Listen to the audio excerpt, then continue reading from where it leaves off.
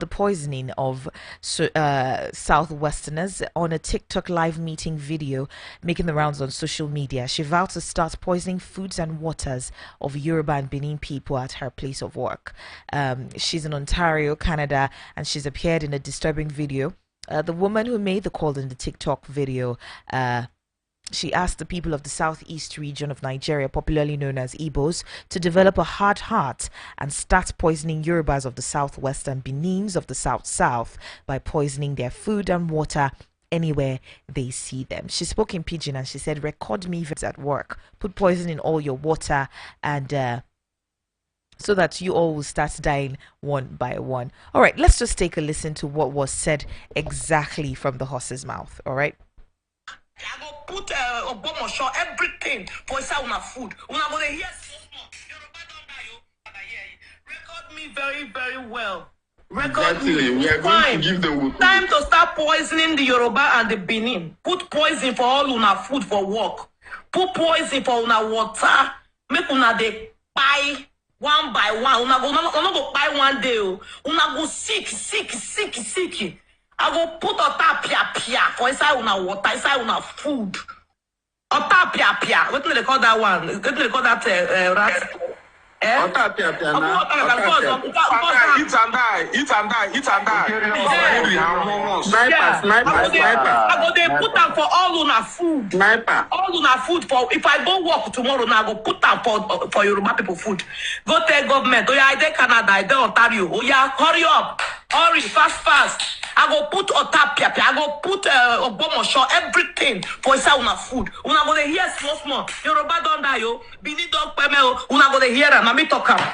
I want making the Igbo get that heart of wickedness. Una too dey quiet. Una too dey cool. Enough. It's enough. If you have a means of buying them, buy them. Any means of buying them, come up for road. Amen. Because they're too mumu, they are of no use for the society. Lot of prostitutes and everything. You said, my brother. All right. So, well, that was the voice of the lady in question talking about killing the Yorubas. But this video didn't start like this. It started with conversations from some people from Benin and others also instigating some sort of violence towards the Igbos. Let's take a listen. We be Benin people. Who let them know say we be Benin people. We know what we sabi do. We will do to them. But I dey put this thing now make our people both home and abroad they hear on. Maybe say anywhere they for see their children, unalive them. Okay. Anywhere where they see both children, may they unalive them. Okay. Now our children, they want to go. Google work, some more the video. God damn it! And you're the best. Benin Empire, now Empire they call it. They don't say Benin. They don't say Edo State. Now Benin Empire. You don't get right to the talk to us anywhere you see their children. Unalive them. Both home and abroad. America, Europe, Africa, anywhere in the world. If they say they get the power or they get the right, who let them know say we be Benin people. All right. Well, that was how that TikTok video started. That was how that meeting started. And then it escalated into the lady saying what she said. So this is what instigated her saying, enough is enough. If you have means of killing them, kill the Yorubas and the Benin people and all of that. I have Mr. Larry on the phone this morning, and he'll be able to. He'll be trying to make sense of this level of hatred that we have started, brewing here in Nigeria. Good morning, Mr. Larry. Welcome. Good morning, Casey. Good morning, Abuja.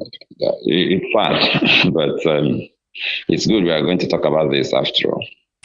All right. First of all, what do you even make of this situation before we even go into the nitty-gritty of this tribal wars that we've been having so far? Well, it's terrible that people who are supposedly exposed, um, who I assume are educated, would descend to this level of name calling. And, it makes me wonder what is the purpose of education when ordinary Nigerians cannot understand their limits and their boundaries, when they can't appreciate the fact that there are some things you don't say in public domain. You shouldn't even say them in private. You shouldn't think about them. I must also say clearly, with all sense of responsibility, that the people having that conversation do not represent the Beninese, because they were not delegated by any Benin person to hold that conversation. And the Igbo woman who responded was not delegated by the Igbos. Nobody had a meeting and gave her permission or consent to speak for Igbos. I think it's also important that we get to understand that this narrative that there is this tribal hatred and war is actually promoted more, especially because of the availability of social media, than the reality. I've always held the position that every day ordinary Nigerians transact and relate successfully everywhere. It is the politicians especially that gave license to Nigerians to speak anyhow. When political leaders use ethnic bigotry as an instrument for electioneering campaign and all of that, they give boldness to people who have perverted ideas about other tribal nationalities in the country. So I think it's very, very obnoxious, it's wicked, it's uncalled for. It's not just that it's divisive, but it actually shows the level of ignorance of people who we assume are both educated and exposed. It shows you that we have a fundamental problem with not only our educational system, but also our world value as a people, our worldview rather, our worldview as a people. But this is a wake-up call if they will listen. Because why I'm worried is that before this original video and the response came out, we had narratives in Lagos area. We have people, even government officials, saying things that should have put them in jail, at least remove them from office in Senate climes. But they say these things, and because it's politically expedient, or so the politicians think, they get away with it. So when they get away with it, and now Madam Diaspora is running around to catch people who are following in their footsteps, I'm surprised, because they should have started by pursuing those politicians and political allies who make terrible statements, because to finish these elections and then lead countries that will not exist. I don't know the kind of country they want to lead when they win the elections. So it's sad. It's really sad. But I also want to remind Nigerians that sometimes these things start small and escalate to a dimension that may not be managed. Between April and July 1994, global estimates suggest that between 500,000 and 800,000 Rwandans were killed, especially Tutsis and Twas, were killed in a genocide that shocked the world. For Nigerians who may still be toying with tribal verbal wars and all of that, they should go and watch a movie like Hotel Rwanda. So after that, I believe it will reset their mind, so they will have some degree of sanity. If you know what happened in Rwanda, the sheer savagery that took place in Rwanda, you'll be more careful about how you manage ethnic sentiment. Yeah, between the Hutus and the Tutsis. And then even moderate Hutus were killed. People were killed for trying to protect the Tutsis. People who felt that this is not right, who voiced dissenting opinion. Why kill them like that? These people were also killed alongside the Tutsis. So we need to get to that point where we punish people who promote this kind of sentiment. And we shouldn't just take it as a casual thing. All politicians who want to campaign or relate on the basis of ethnicity, who don't have any better credentials for political power other than that they are from here and the other person is not from here, such persons shouldn't actually see the light of day in our political firmament. They don't belong to leadership at all, because it is such sentiment that led to the killing of not less than 500,000 Rwandans. Some estimates, in fact, the official government estimate runs as high as 1 million. But international scholars insist that it's not more than 800,000. But even if it's just 1,000, that's too many. We don't want this to happen in Nigeria. Remember that we have already been there. It was a pogrom in the north that led to the civil war, what we call the Biafran civil war. And it is stupid if we do not learn from history. We shouldn't allow that type of history to repeat itself, even if we allow other types to repeat. So we can't go that path again. And I think the government should be decisive about stopping both political players and the social media users. They should be decisive about stopping them from using words in a way that will incite people who do not know better to begin to look at their colleagues funny. Let me tell you the truth. We don't hate ourselves. And I know what I'm saying. Why? How do I know? Because the average Igbo man buys suya from the average Hausa man. The average Hausa man buys motopass from the average Igbo man. So what is the hatred? The Benis do business with the Igbos all over the place. So when this narrative is usually promoted by people who do not have anything better to offer, then they want to create confusion when it's political so that they can use that confusion to get to power. But then what you saw on social media is actually an overflow of our inability to manage communication, where even politicians, I keep going back to that, open their mouth wide and say absolute nonsense. So what do you expect the citizens to do when the people who should be leading them are saying things that do not make sense and nobody is reprimanding them, nobody is punishing them? Nigeria is one country that is actually on the brink of anarchy, total lawlessness, because a situation where people do things that are manifestly wrong, that there are no consequences, that's the beginning of widespread anarchy. And we are on the verge of it. And I hope this Tinubu-led administration will understand that even if this type of narrative gave some party faithfuls some advantages in some places, it should not be encouraged. It should not be institutionalized. We should not toy with ethnicism and this type of narrative. We should not go there. If some people who are already there start coming out too, because for some of you who have not seen war, who have not seen anarchy, go and check the number of women who were raped in Rwanda. Not less than 250,000 women were raped in a space of less than 3 months. We don't want to go there. I'm not saying this as a patriotic Nigerian. No, I'm saying it as a person whose head is properly placed on his shoulders. I'm not discussing patriotism here.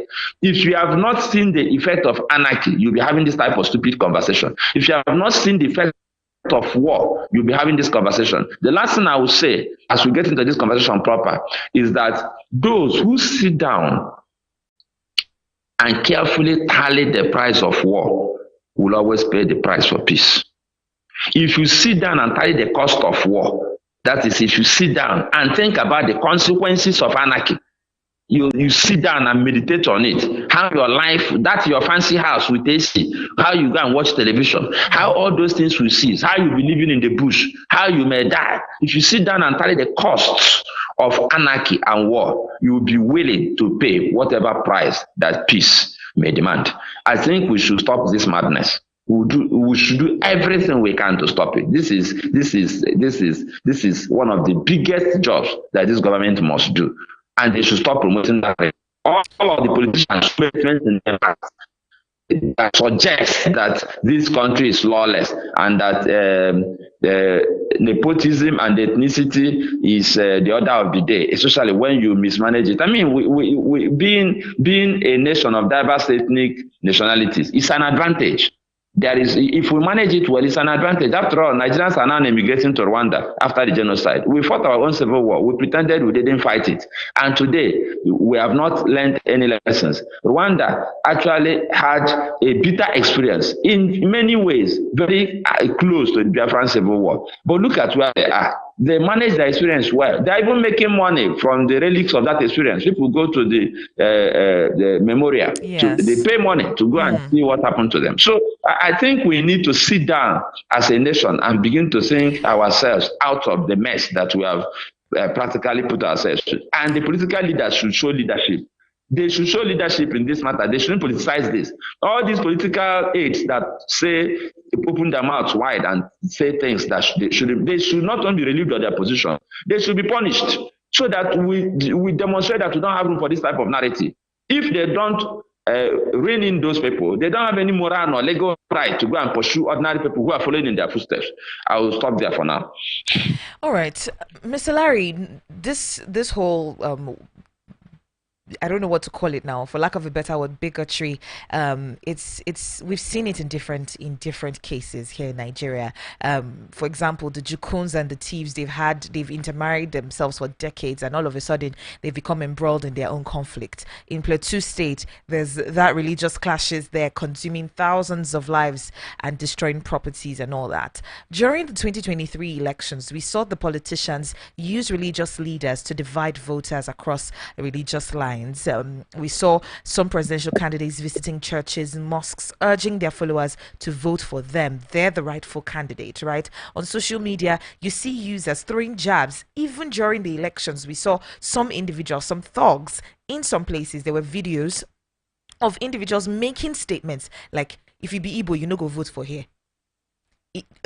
During the elections, we saw it take different forms in the country. I don't know why that predominant hate has now metasized into what it is right now. I don't know why it's become this huge. I mean, we could see different people fight. It's normal. It's natural for people to fight. I mean, we say as a family that people fight is normal, but to the level that it's turned into right now, especially with this audio that I just played, talking about killing them, poisoning their water, that's intentionally causing murder to people who probably don't even have hate in their hearts for the said tribe or religion. So I don't know when it started or why it started in the first place.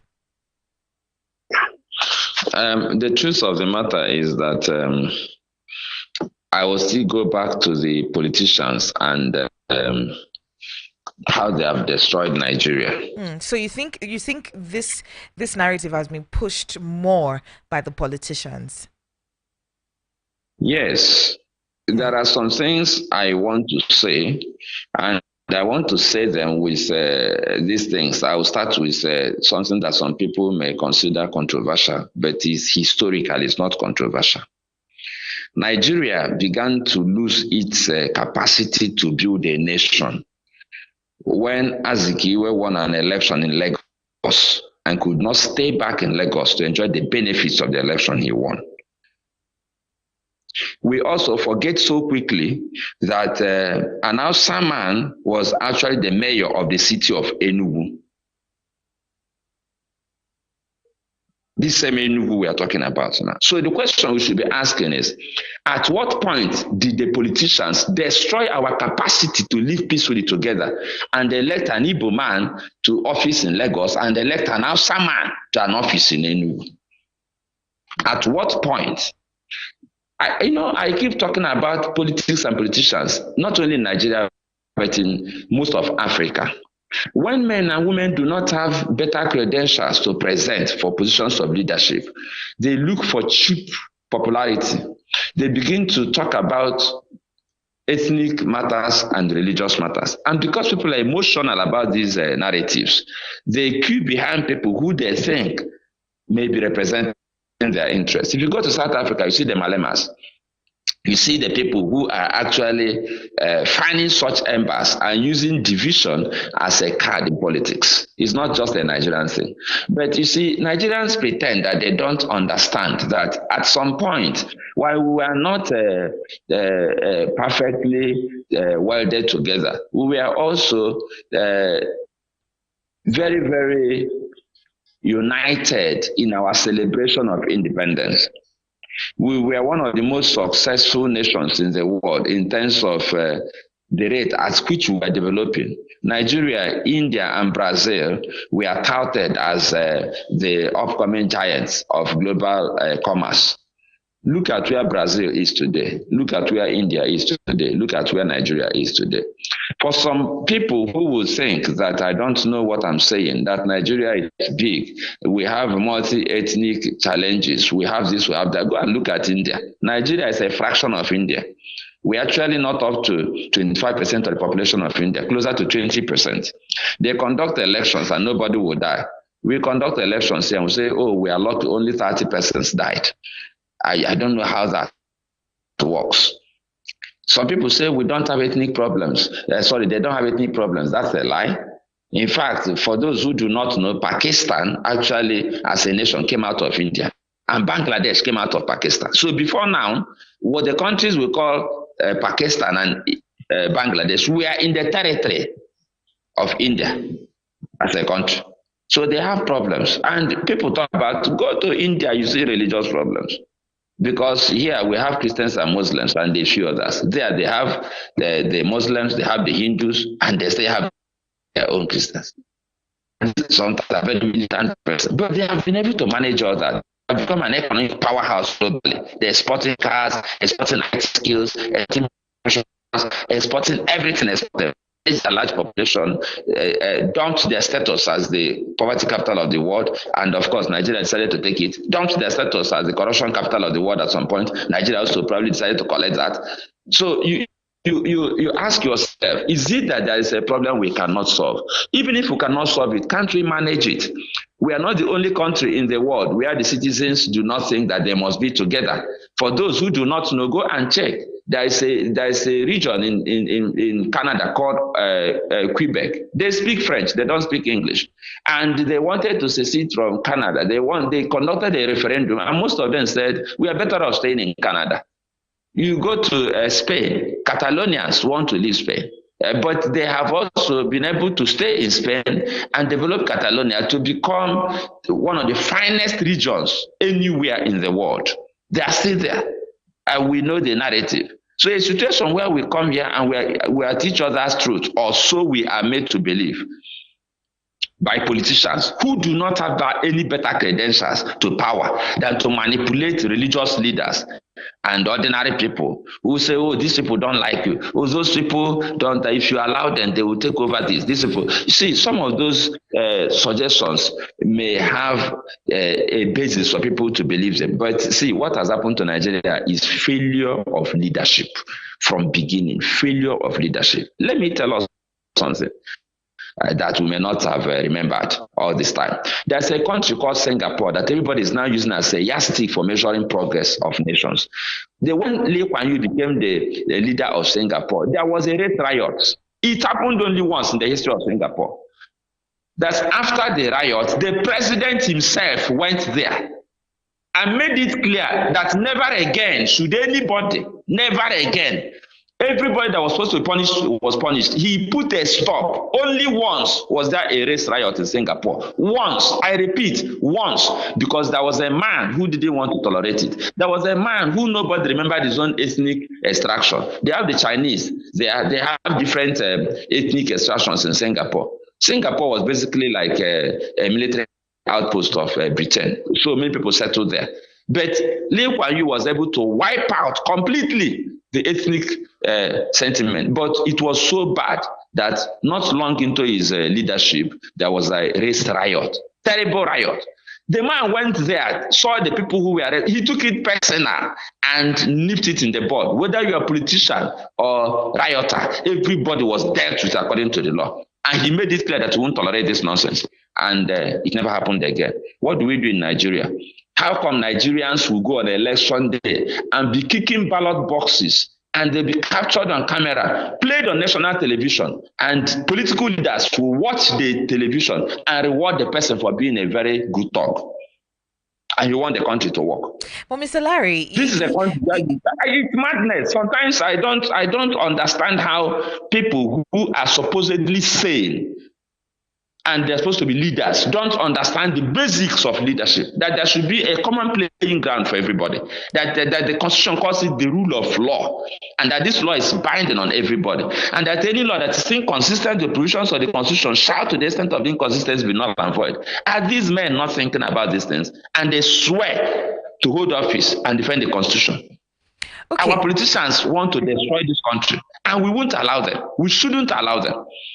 Mr. Larry, you know, politicians are normal human beings before they become politicians. You have a typical Nigerian who says he doesn't want, he would probably not allow his daughter marry a Benin person. Somebody maybe from the Igbo extraction would say, oh, I don't want my daughter marrying a Benin person. Why? Because, oh, I don't like Benins. I don't like the, people from Edo State.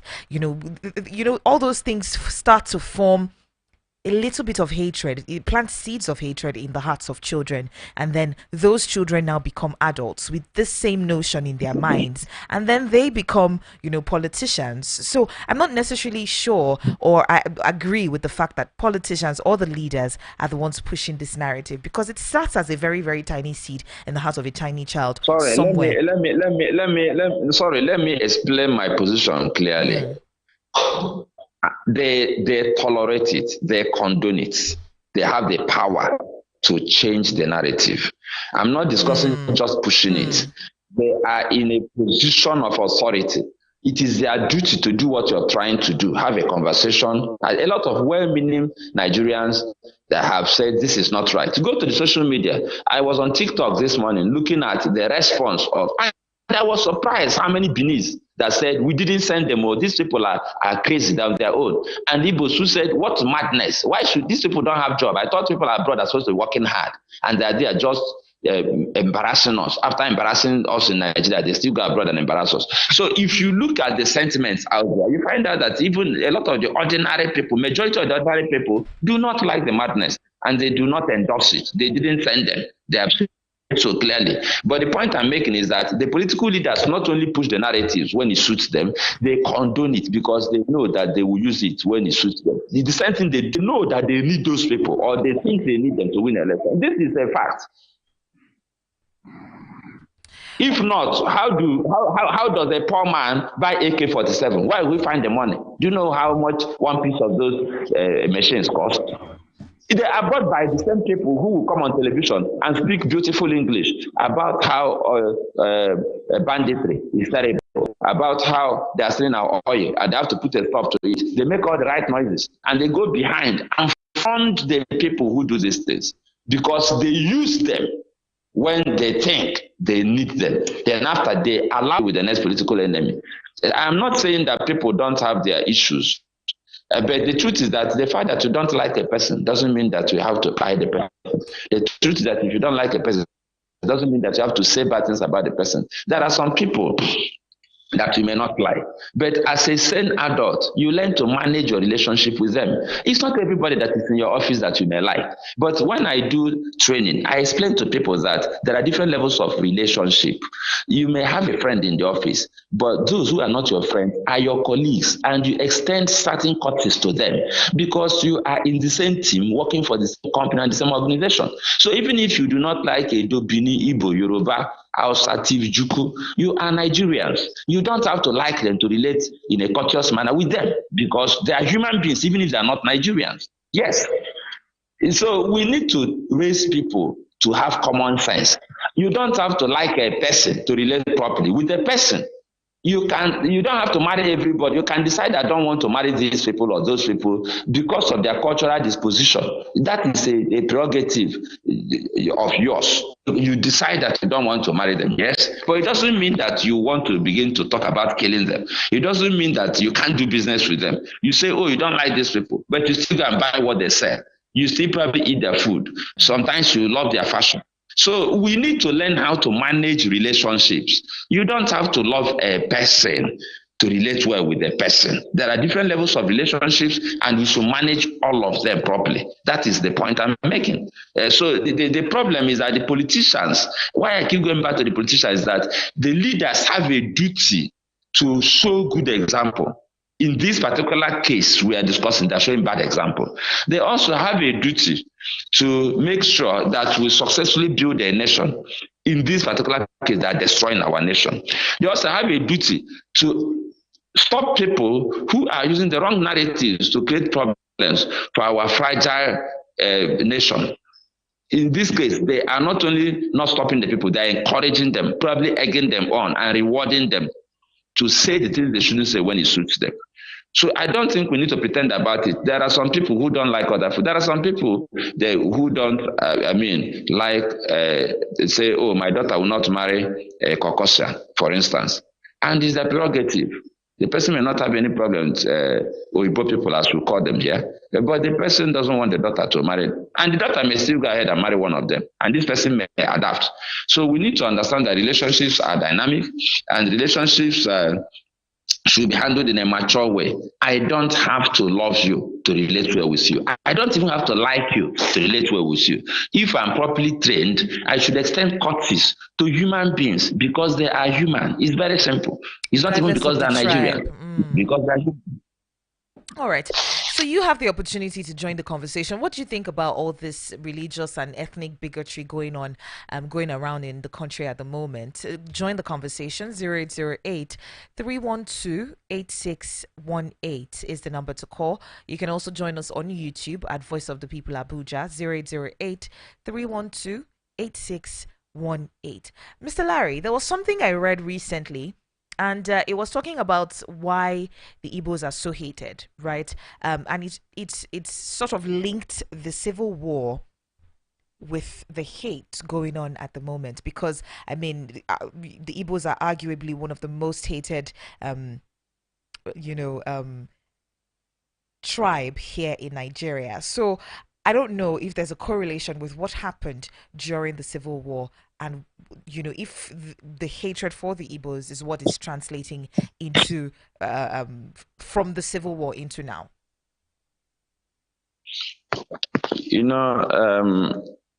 Sometimes people teach and learn hatred. Hatred is not just about, how many Nigerians were alive during the civil war? Have you asked yourself that question? All these people posting nonsense on social media, how many of them were there during the civil war? How many of them know what transpired? Do we read? For some of us who were not there, we read. We ask questions. I ask questions from the two sides.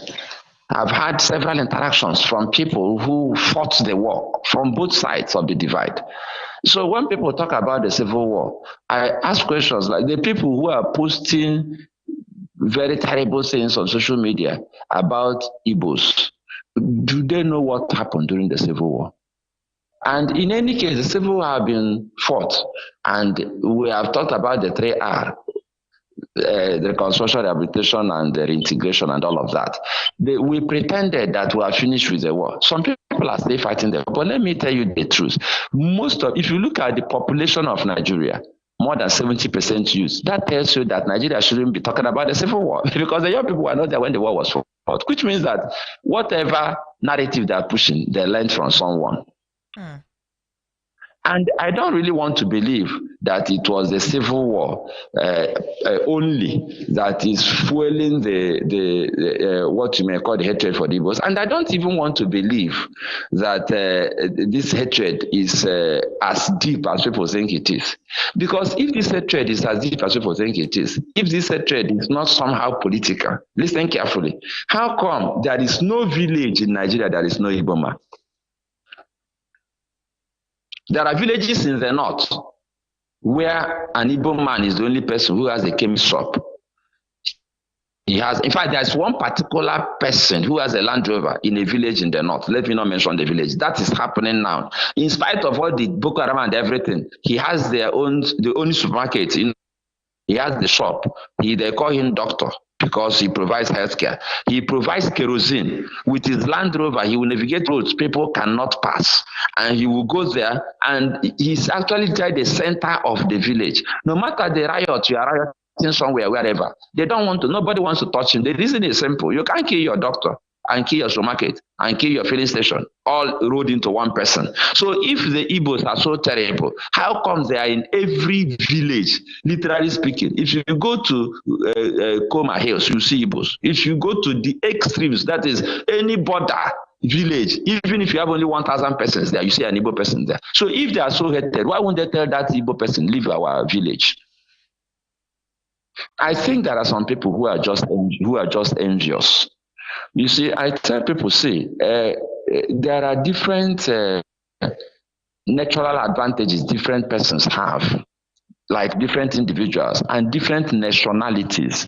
Sometimes people, because of their social grooming, perfect certain things. For instance, Igbos are perfected trade and commerce, and you can't take it away from them.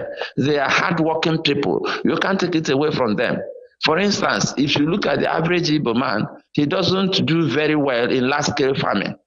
Not because he cannot. During Michael Opara regime, the Igbos had abundance of poultry. That's abundance of poultry. They had farm settlements. They were the kings of palm oil and palm kernel oil. Those things are not even flourishing anymore. But the point I'm making is that Igbos have their own comparative advantage. The Hausas have their own. The Yorubas have their own. I don't understand why anybody should sit down and isolate the Igbos for some kind of beef. But what is happening also is that some people are just sheer jealous. I don't know how else. I wanted to avoid going there. But a lot of people think, these people are everywhere. But you forget that when they come to your place, they help you make your place better. Sorry, let me say something that may be misunderstood, but I hope we'll be objective about it. If you remove all the houses built by Igbos in all the cities in Nigeria, most of the cities will become naked and desolate. And you know this is true. If you go to Lagos and just press delete, assume you have a computer and take an aerial picture of Lagos and you press delete Igbo houses, Lagos will become bare. If you come to Abuja and say delete Igbo houses, Abuja will become bare. So instead of these guys being praised for being patriotic, for building the nation, for making sacrifice, for making investments everywhere, and paying taxes everywhere. I was in a meeting last 2 weeks with a man who has 3 major supermarkets in Lagos and has only one in the southeast, who employs more than 500 persons in Lagos and employs less than 50 in the southeast. And the thank you he gets from some people he's employing is to call him names that he's Igbo, that he's trying to take their land and he's trying to do this and that. Meanwhile, they take his money and they take his taxes. Who does that? The Igbo man deserves to be appreciated. They didn't ask me to say, I'm saying, and I'm speaking objectively. The Igbo man deserves to be appreciated for even welding Nigeria together, for being everywhere in large numbers, for demonstrating that a Nigeria where every Nigerian can go and live anywhere and thrive is possible. If others choose to stay in their comfort zone and refuse to go anywhere for whatever reason, they shouldn't blame those who decide to take the risk, because it's a risk. So for those who think they hate Igbos, I want to use this opportunity to appeal to them to love Igbos for being the catalyst of development in Nigeria, for being the catalyst of nation building, for being the people who or investment elsewhere, they still do it. For being those who travel to the remotest parts of Nigeria in the face of insurgency, insecurity, kidnapping, and everything. I think our leaders should learn to build this country, to get other nationalities to understand that, look, everybody has his or her strength. Today, the North moves tomatoes and other things to the Southeast. I mean, nobody's complaining or quarreling with the North for bringing there. You buy it and you're happy that you have it. You eat it and you're happy. Then the Igbo ship motor parts and the electronics and all of that to other parts. They buy it. I don't see why we can't just coexist and enjoy ourselves. They make suya for us here. It's part of the so-called hatred. We buy the suya from people who they claim they hate us and we hate. And we buy the suya and we eat it with merriment. I don't understand all this narrative about too much hatred. I think this hatred is overhyped because every single day, the Igbo man relates with the Hausa man. The Hausa man relates with the Yoruba man. The Yoruba man relates with the Benin man. The Benin man relates with the Igbo man. My best friend who lives in Lagos is from Benin. And when I travel out, I go to his house and stay for days before I leave. He's like a brother from another mother. So I don't understand where this narrative came from. A few persons cannot make us mad and poison our minds and damage our relationships. When me and him talk about this, we are laughing about it. We are just saying these guys are worried. Their head is not correct. The fact that I'm Igbo and he is Bini, it has not changed anything. We think that those guys are mad. I didn't send the Igbos. He didn't send the Benis. In fact, it has made our relationship stronger because we now understand that we're a peculiar lot who have decided to relate and enjoy our love for one another despite the madness going on around us. All right. All right, Mr. Larry, I think this is where we draw the curtain on this conversation today.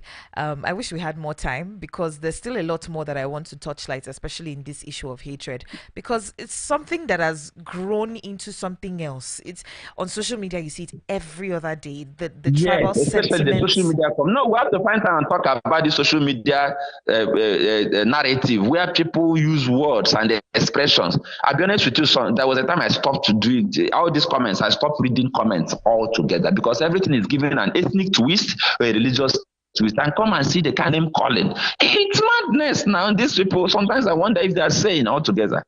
We need to talk about this because the media also has a duty to educate people who may have gone to school, but they didn't allow the school to go through them. All right. On that note, thank you so much, Mr. Larry, for your time. It's Friday. Of course, we'll speak on Monday with more trending issues, and we'll find another time to talk about this religious and ethnic bigotry that we see going on in Nigeria, and then we'll face it head on, especially from the social media angle. Thank you so much for your time this morning. Yes, my pleasure and privilege. And guess you don't worry, Igbos love you, and I'm sure you love Igbos, even if you don't just like them. I love Igbos. And guess what? Yes, and I hope that everybody's listening to the voice of the people, the Igbos, the Benis, the Hausas, the Fulanis, the Yorubas, the Jukus, the Biroms, the Ibibios, the Efiks, everybody. Listen to the voice of the people so that you learn to love one another. Do have a splendid weekend. Right. One love. All right. Talking about basketball, we had Mbappe's account hacked yesterday. There were a lot of tweets that went on from that account. For example, Mbappe, quote unquote, or the hacker tweeted on Mbappe's page, Cristiano Ronaldo is the greatest football player of all time. This midget is not my goat. He tweeted that alongside a photo of Messi in tears after a match against Colombia.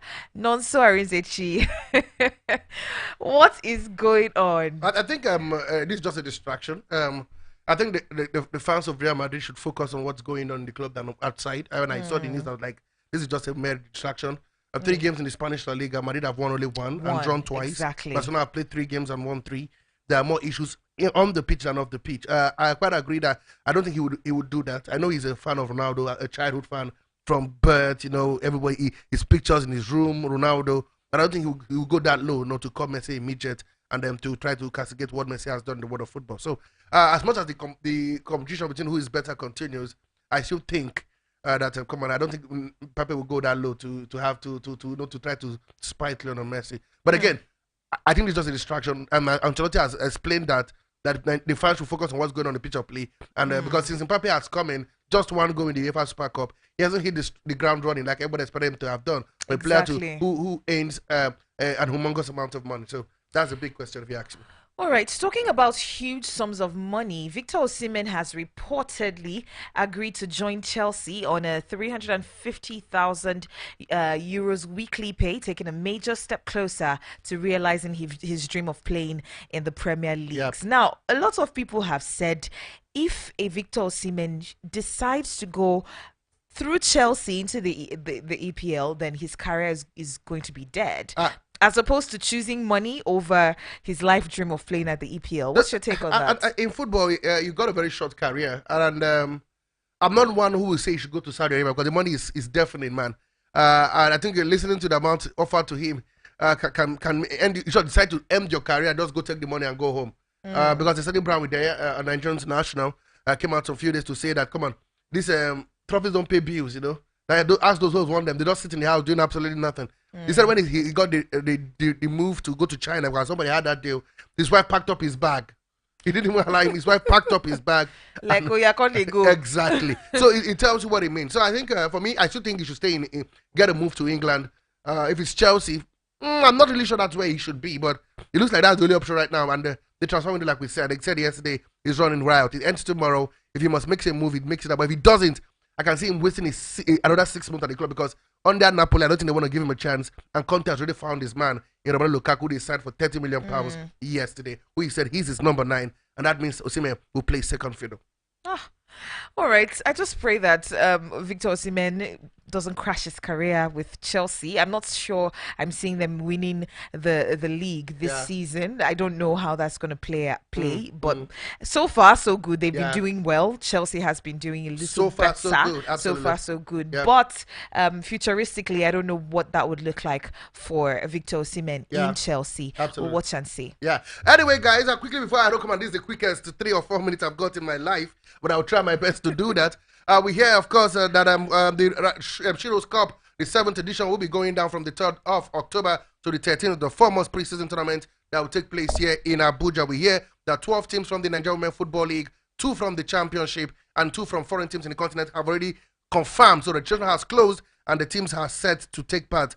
This according to the president of Rata Sport Development Fund. They talk about Barrister Paul Ede. So talking about RSDF, we hear that, of course, they have collaboration with Amak Football Coaches Council for the under-14, under-16 championship that is going on right now here at the Mambila Barak Stadium and, of course, Apollo Settlement Stadium. These are the results so far. We started from the 28th of this month. We saw Bill Kids lost 1 to Eagles Wings. Rising Stars beat Young Life 3-0. SSGFA beat Defense Stallion by 3-0. Climax FA beat Josiah FA by 1. Lost Josiah FA by 1-3. Other games played the Apollo Settlement. Sporting D at the under 14 level beat Camp United by 0-0. Crystal FA played a 1-0 draw with Josiah. Greenland SA 1. Gum FA 2. Fastlink 3. Defense 0. FC Malaga 1. Sporting D 2. And Gum FA beat Apo Youngs by 1-0. That's what we hear. And then Eagles played a goal draw with Super Tech under 14. Destiny FA lost to Narudin FA by 3-0. FC International played a 1-0 draw with Karo FA. Rising Stars 1, Climax 1. And of course, Faith Family lost to Karo FA by 2-1 in the under 16 level. We hear that games continue today at the Mambila Barracks, where Camp United will take on BU Kids. Destiny FA will take on SSG FA. Karo FA will take on Hofo Prime. Sporting Dreams versus Eagles Wings. At the under 16 level, you have Karo FA take on Apo Young Stars. And enough about that. Let's now go to what's going down. We hear that the camp of the Super Eagles will be open on Monday. That we hear confirmed. They will be coming Monday, and that campaign will take place in no order than in Uyo, where they'll be taking battling, of course, the Cheetahs of Benin in the Gospel Pabio Stadium. Also, the Falcons are already in Colombia to begin their campaign on the 2nd. We hear the president of the NFF, Ibrahim Musa Guzaf, told them if they get to the quarterfinal, he will return to Colombia to cheer them on to the final. The Tigers are down to basketball. The Tigers have moved up 4 places from 12 in the world rankings. They are now 8 in the world rankings after the performance at the Olympic Games. That we can confirm to you as well. But the Republic have released their squad for Nigeria. We also hear that CAF officially have going to open a VAR school, academy, where they will teach referees on how to use the video assistant referee in that encounter. Olis have picked France over Nigeria. He's the team for the French national team called up to for the Nations League. And the MPFL begins this weekend, especially with the game between Enugu Rangers and El Kanemi. Well, the Enugu Rangers as well have signed 5 players, unveiled 6 new players this summer. So wait and see. The MPFL kicks off this weekend, and these are your fixtures. You have, I beg your pardon, these are your fixtures. You have the likes of Enugu Rangers taking on, beginning the campaign in that huge one. And I tell you, we'll wait and see happens. But 1 game this weekend, and the rest will continue next weekend. Let's run. We told you, Romelu Lukaku is, of course, our player of Napoli for £30 million. Federico Chiesa has joined Liverpool for £10 million for 2 million add-ons. He signed a 4-year deal at Anfield. Bournemouth have signed Kepa Arrizabalaga on a season-long loan alongside Chelsea Petrovic going to Strasbourg in the French league on loan. Bro has moved to Ipswich Town, has broken down because of injury found in his medicals. New Mopay is close to Olympique de Marseille. We hear that deal is a loan deal with an option, obligation to buy for £3.4 million. And of course, yes, Ronaldinho's son Mendes officially joins Burnley junior team, the under-21 team, as he continues his rise up to fame. to become like his father. And we hear Arsenal have now joined the battle for Raheem Sterling. I don't know who that guy's agent is, but he must be doing a very good job for Raheem Sterling. Las Palmas won, Real Madrid won in the Spanish La Liga. And of course, Chelsea lost yesterday in the Conference League by 2-1, but they qualified on aggregate 3-2 to the Conference League in that encounter. Don't forget, games continue in the top 5 leagues in Europe as well. Especially that big game between Manchester United and Liverpool. That game takes place at Old Trafford. Go find out how that game pans out. Madrid will be in action this weekend. Barcelona as well tomorrow. Paris Saint-Germain, Inter Milan, Napoli. Not forgetting Lazio as well. They will be in action in the top 5 leagues in Europe. And of course, before I leave, Mason Mount is out injured. We hear he'll be out for 5 weeks. That will be here. More injury worries for Man United after the Euro. Out injured. And of course, one man has been sacked by Sampdoria in Serie B. His name is Perlo. And then finally, guys, the 3 Lions teams have been called up.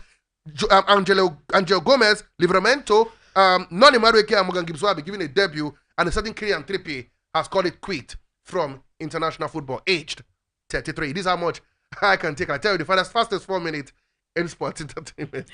All right, so that's 3 minutes actually. You tried. All right, thank you so much for listening to The Arena. Today is Friday. Don't forget the transfer window ends tomorrow at 12 a.m/1 a.m. You want to stick around for that show. It's going to start at 10 p.m. tomorrow right here at Voice of the People